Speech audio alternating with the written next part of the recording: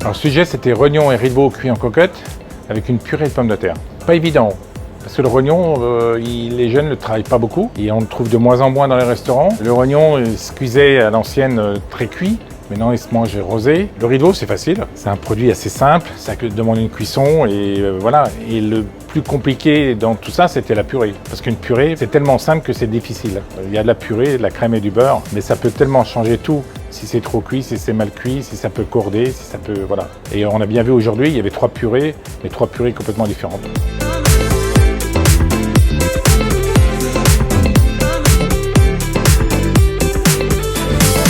Ce n'est jamais simple de participer à un concours parce que ça les oblige à sortir de leur zone de confort, à s'entraîner.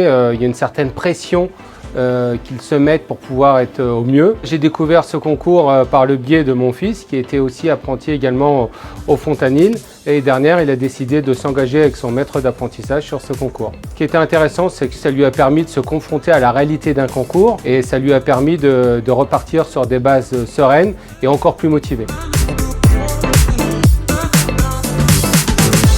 Alors, maître restaurateur, c'est un diplôme reconnu de l'État, comme quoi on fabrique, on cuisine, on travaille uniquement avec des produits frais.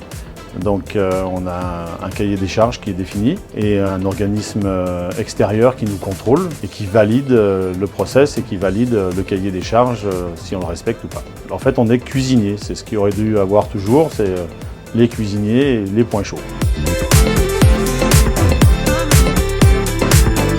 Ce qui fait plaisir, c'est qu'on découvre des jeunes maintenant qui cuisinent extrêmement bien, un travail extraordinaire avec si peu de temps et des cuissons remarquables, un goût et des saveurs. Là, j'étais vraiment étonné. C'est un métier où il faut se remettre en question continuellement, en fin de compte même tous les jours et 2 fois par jour, midi et soir.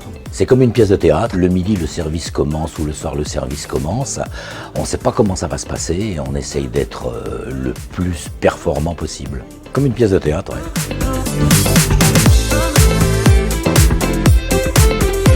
Donc le premier qui part donc en finale nationale donc à Brest, c'est Monsieur Arthur. Voilà. Félicitations.